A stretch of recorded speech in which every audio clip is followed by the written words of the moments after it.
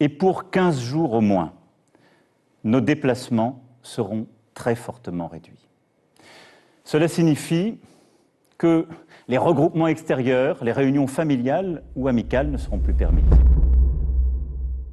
J'ai jamais eu de mal avec la solitude. J'ai toujours trouvé plein de choses pour m'occuper, pour m'épanouir, pour apprendre des choses, progresser, et j'en passe.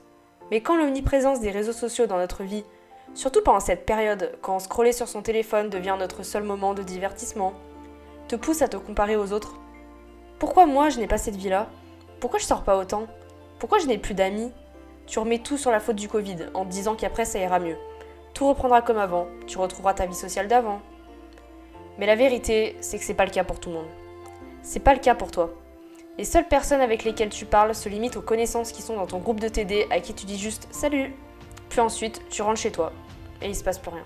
Pourtant, tu n'as plus d'excuses. Les activités reprennent, la vie redevient comme avant petit à petit, mais tu ne vois aucun changement. Tu te demandes si c'est toi le problème. Tu vois tous les autres sortir, faire la fête, passer du temps ensemble. Et tu te dis que c'est pas normal que tu sois pas là-bas toi aussi. Tu te sens incroyablement seul. T'as tout essayé, de t'inscrire dans un nouveau club, de t'engager dans des associations de ton école, ou encore de rencontrer des gens sur les réseaux sociaux. Mais rien ne semble marcher. Tu es voué à rester seul.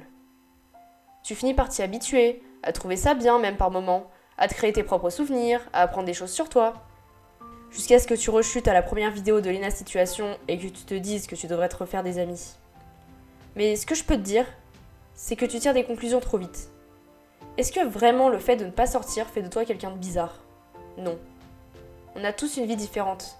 Tu peux pas comparer ta vie à celle des autres, à celle de personnes connues, qui montrent seulement une partie de leur vie. Tu crois que les personnes qui passent du temps seules le montrent toujours ? Alors laisse-moi te poser une question. Est-ce que c'est la solitude qui te rend triste, ou c'est l'image qu'on a de la solitude ? Imagine un monde où chacun vit seul, personne n'a d'amis ou n'est entouré. Est-ce que tu te sentirais plus rassuré ?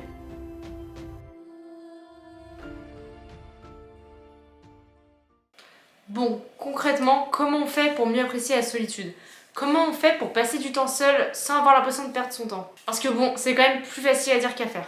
Alors déjà, pourquoi c'est bien d'apprécier la solitude ? Ça va vous permettre de moins dépendre des autres, d'avoir plus d'estime de soi, plus de confiance en soi. Ça va vous permettre une meilleure connaissance de soi, donc de mieux vous connaître. Et ça peut aussi vous permettre de faire de l'introspection. Et surtout, c'est une super manière de se ressourcer, surtout pour les personnes qui sont peut-être un peu introverties ou pour toutes les personnes qui ont une part d'introversion. Je pense qu'on est quand même très nombreux à avoir une partie de nous un peu plus introvertie, d'avoir parfois besoin de passer du temps seul parce que bon, être avec des gens c'est grave cool, mais il y a toujours des moments où on a envie de se reposer un petit peu, donc c'est pour ça que c'est important aussi de passer du temps seul. Donc ce qu'il faut savoir, c'est que quand vous passez du temps seul, vous aurez pas forcément l'impression que ça sert à quelque chose sur le moment, mais vous allez avoir en fait des bénéfices sur le long terme. Donc pour vous donner un exemple, l'année dernière, comme je me sentais pas mal seule, c'est vrai que je sortais pas beaucoup, enfin j'avais pas beaucoup de potes à ce moment-là, donc je sortais toute seule, j'allais me balader un petit peu, enfin j'allais faire en tout cas des activités toute seule, et sur le moment je savais pas trop si ça servait à quelque chose que je fasse ça, je savais pas trop si...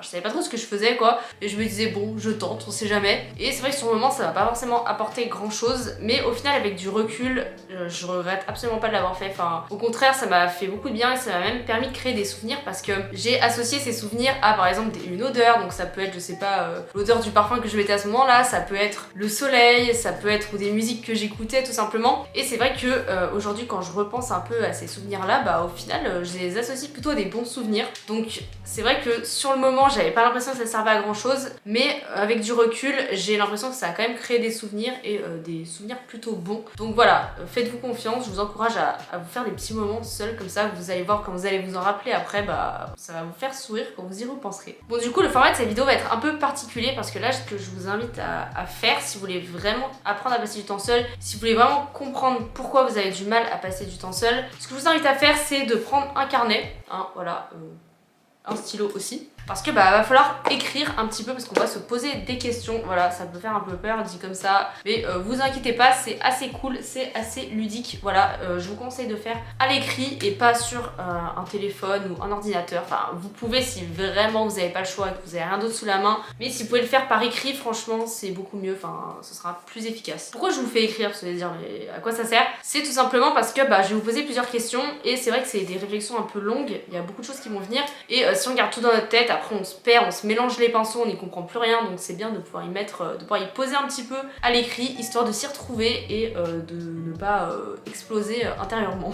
Bref, du coup, la première question que je vous invite à vous poser, c'est quand je suis seule, de quoi j'ai peur?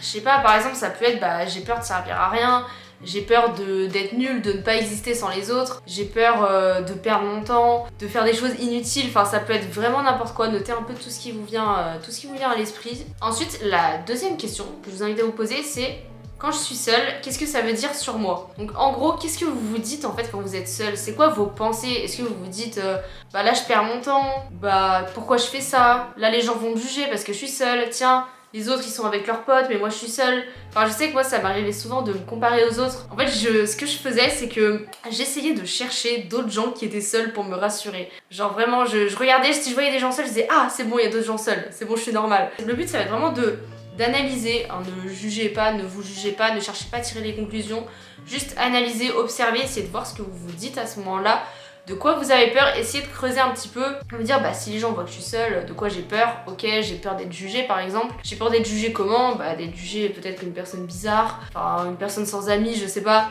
et donc là au moins vous comprenez un peu ce qui vous fait peur, ce que vous pensez sur vous et on va dire la part de vous que vous avez du mal à assumer et à accepter. Donc là en fait si ça vient du jugement des autres, je vous envoie vers ma vidéo sur le jugement des autres que j'ai faite, ça peut vous aider. Sinon ça peut juste être une peur tout simplement de ne pas exister sans les autres, c'est pas forcément ça mais c'est plus un peu un vide que vous pouvez ressentir, vous avez peut-être un peu l'impression qu'il vous manque quelque chose. Donc ça voilà, n'hésitez pas à noter tout ce qui vous vient. Est-ce que par exemple vous avez peur de ne pas avoir de valeur quand vous êtes seul? Enfin ça peut être vraiment plein de choses comme ça. Ensuite la troisième question c'est quel serait le pire scénario? Donc là c'est vraiment qu'est-ce qui vous fait peur, mais surtout ce serait quoi le pire en fait? Franchement les êtres humains on est quand même très doués pour imaginer les pires choses, donc autant s'en servir intelligemment. Je vous invite à écrire qu'est-ce qui vous fait réellement peur, ce serait quoi le pire scénario? Est-ce que ce serait, je sais pas, que les gens se moquent de vous? Est-ce que ce serait, je sais pas, que vous soyez réellement seul, genre que vraiment vous soyez plus du tout entouré? Est-ce que, enfin, c'est quoi vraiment le pire scénario, la pire chose qui puisse arriver? Et ensuite, une fois que vous êtes demandé ça va être de vous demander si ce scénario arrive, comment vous allez réagir. Est-ce que vous allez vous en sortir? Est-ce que c'est si dramatique que ça? Est-ce que vraiment vous êtes en danger si ça arrive? Si par exemple les gens vous jugent ou se moquent de vous, est-ce que vraiment c'est si grave que ça? Donc là le but ça va être un peu de relativiser et surtout comment vous allez faire en fait. Donc si les gens vous critiquent, vous allez juste vous dire que vous n'allez pas vous justifier, que en aucun cas le fait d'être avec des gens ou non définit votre valeur. Ça peut être, je sais pas, si vous perdez tout votre entourage par exemple, ça peut être vous rassurer en vous disant que vous allez rencontrer de nouvelles personnes, que vous allez vous inscrire, je sais pas, dans un nouveau club de tennis ou je sais pas, que vous allez en tout cas rencontrer des gens, enfin il y a toujours une solution à tout. Dites-vous que quoi qu'il arrive, vous en sortirez, enfin normalement on en est tous capables, il y a toujours une solution à tout. Je sais que ça peut paraître un peu optimiste, mais vraiment si vous avez réellement confiance en vous, normalement vous savez que même si ce pire scénario arrive, vous vous en sortirez, vous trouverez une solution quoi qu'il arrive. Ensuite, la question suivante, ça va être qu'est-ce que j'apprends sur moi? Donc là, c'est un petit peu un résumé, on va dire, de toutes les réponses, mais là, c'est vraiment ce que vous avez appris sur vous. Vous avez peut-être appris, je sais pas, que vous avez peur du regard des autres. Vous avez peut-être appris que vous avez du mal à passer du temps seul parce que vous ressentez un vide en vous. Peut-être vous avez juste l'impression de perdre votre temps. Enfin, toutes ces choses-là, en fait, vous avez forcément appris des choses, normalement, si vous avez fait vraiment le travail d'introspection. Et je vous invite à pas juste le faire dans votre tête, à pas juste écrire une phrase parce que ça changera absolument rien, enfin ça sert absolument à rien.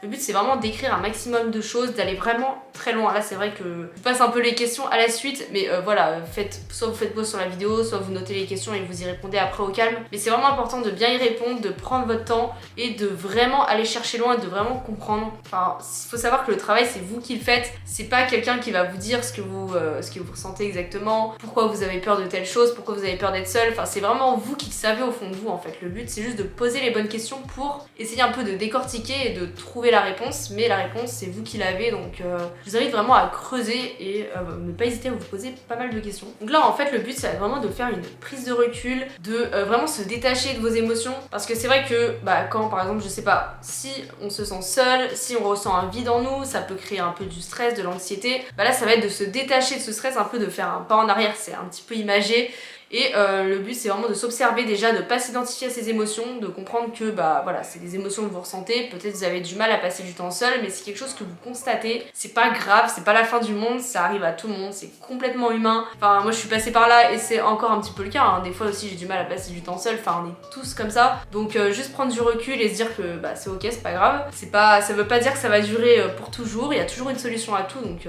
pas de panique, et ça veut pas dire non plus de plus ressentir aucune émotion, mais juste observer ses émotions, juste dire ok là je ressentais l'émotion, et ensuite faire vraiment prendre du recul, savoir que vous avez appris des choses sur vous, que vous êtes un être humain et que c'est normal d'avoir certaines peurs. Ce qu'il faut savoir c'est que chaque expérience va vous apprendre quelque chose, et je suis convaincue que rien n'arrive par hasard et que tout ce qui nous arrive, que ce soit en bien ou en mal, ça va servir à quelque chose plus tard, soit ça va nous permettre de grandir, ça va nous permettre d'être mieux préparés si ça arrive, encore une fois. Moi je sais que cette période un peu où je me suis sentie beaucoup seule, ça a été très difficile, mais je sais que si je dois la revivre, ce sera beaucoup moins difficile. Je dis pas que je serai très contente de revivre ça, hein. Je croise les doigts, je touche du bois, je ne veux pas revivre ça, mais si ça arrive, hein, par malheur, bah en tout cas je le vivrai moins mal, on va dire, je le vivrai un petit peu mieux. Ensuite du coup, la question suivante, ça va être quelle action concrète je peux mettre en place pour aller de l'avant. Donc ça peut être soit rencontrer des gens, soit je sais pas, m'inscrire à un nouveau club de je sais pas quoi, à m'inscrire à des activités, à des événements pour essayer de rencontrer des gens, ou au contraire ça peut être passer plus de temps seul parce que je me rends compte que j'ai du mal à passer du temps seul. Du coup bah ça peut être je sais pas, aller au cinéma tout seul, aller au restaurant tout seul, ça c'est vrai que j'en ai parlé aussi dans ma vidéo sur l'estime de soi. Du fait d'aller au restaurant seul, c'est quelque chose qui peut faire extrêmement peur, mais en fait une fois que vous avez passé le cap un peu de la première fois, une fois que vous l'avez fait une fois, bah après vous allez vous rendre compte que c'est pas si difficile que ça, et bah après le but ça va être de le refaire et ce sera de plus en plus facile, et vous allez un peu être habitué. Je suis habitué. Vous allez être un peu entraîné, donc après ce sera super facile. Si vous voulez vraiment des résultats, si vous voulez vraiment apprendre à apprécier la solitude, faut agir, faut sortir de sa zone de confort. Je sais que c'est pas facile. C'est pour ça que je vous propose un peu de faire ce travail avant d'introspection, que je vous ai posé un petit peu ces questions, parce que souvent ça aide à agir, on va dire, ça fait un peu diminuer la peur et ça aide énormément. Donc c'est pour ça que c'est important de le faire. Et voilà, n'hésitez pas à prendre un peu de temps pour vous, à essayer de faire des activités que vous aimez. Prenez vraiment des choses que vous aimez, que vous n'avez pas forcément l'occasion de faire avec des gens. Chaque fois vous dites bah tiens j'aimerais bien je sais pas me mettre à la guitare mais j'ai jamais le temps, et bah là justement c'est l'occasion, parce que vous pouvez pas forcément faire ça quand vous êtes avec des gens. Ou au contraire ça peut être des activités que vous aimez faire avec d'autres gens mais que vous pouvez aussi faire seul, enfin après voilà ça dépend.